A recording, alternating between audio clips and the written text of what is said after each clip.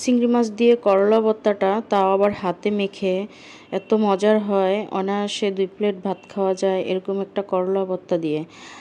একদম তিতা লাগে না, যদিও করলা তিতা, তবে এভাবে ভর্তা করলে একটু তিতা লাগে না। আসসালামু আলাইকুম এভরিওয়ান, কেমন আছেন সবাই? করলা ভর্তা করার জন্য সর্বপ্রথম আমি এখানে শুকনো মরিচটা ভেজে নিচ্ছি। শুকনো মরিচটা ভাজা হলে তারপরে আমি করলাগুলো আগে থেকে কেটে রেখেছি, আর এখানে আমি সবগুলা বিচি ফেলে দিয়েছি। আর ভর্তা করার জন্য করলাটা একটু পাতলা করে কাটতে হয়, কেননা এটা হালকা করে ভাজা হবে। আর এখানে আমি তেলে দিয়ে তারপরে সামান্য পরিমাণ হলুদ আর লবণ দিয়ে তারপরে বেশিক্ষণ জাল করব না, কারণ এটার কালারটা নষ্ট হয়ে যাবে। করলাটাও যদি এইভাবে ভর্তা করা হয় তাহলে খেতে কিন্তু অনেক মজার হয়। আর এই ভর্তাটা আমি আমার মার কাছ থেকে শিখেছি। এখন করলাটা ভাজা হয়ে গেছে, তুলে নিব। আর এই করলাটা কিন্তু বেশি একটা ভাজা যাবে না, তাহলে কিন্তু করলার কালারটাও নষ্ট হয়ে যায়। এখন আমি আগে থেকে কুচি করে রাখা রসুন দিয়ে দিচ্ছি। রসুনটা হালকা ভেজে নিব।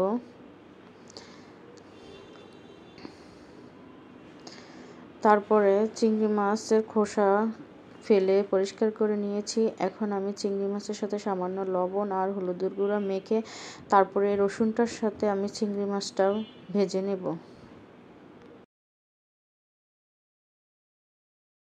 রসুনটা হালকা ভেজে তারপরে রসুনটার সাথে চিংড়ি মাছটা ভাজলে যে সুন্দর একটা গ্রান আসে, ইচ্ছা করে যে তখনই খেয়ে ফেলি, এত সুন্দর একটা ফ্লেভার আসে।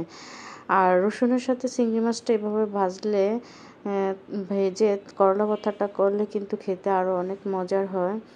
এখন আমি চিংড়ি মাছটা ভাজা হয়ে গেছে, তুলে নেব।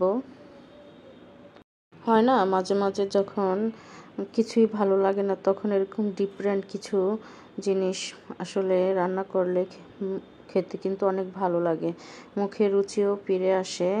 আর এই করলা ভর্তাটা এভাবে তৈরি করে যদি খাওয়া হয়, বোঝাই যাবে না যে এটা একটা তেতো একটা সবজি। এখন আমি পেঁয়াজ কুচি ভেজে নিব। আর এই ভর্তাটার সাথে ভাজা পেঁয়াজ দিলে কিন্তু খেতে আরও স্বাদ দ্বিগুণ বেড়ে যায়।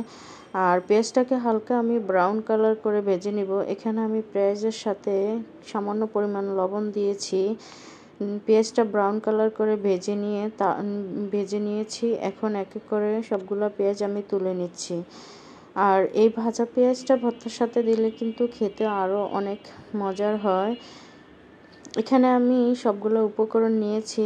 এখন আমি ভাজা করলাটা নিচ্ছি, তারপরে শুকনো মরিচটা নিব। শুকনো মরিচের সাথে সামান্য পরিমাণ লবণ দিয়ে তারপরে মরিচটা আমি কষলিয়ে নেব।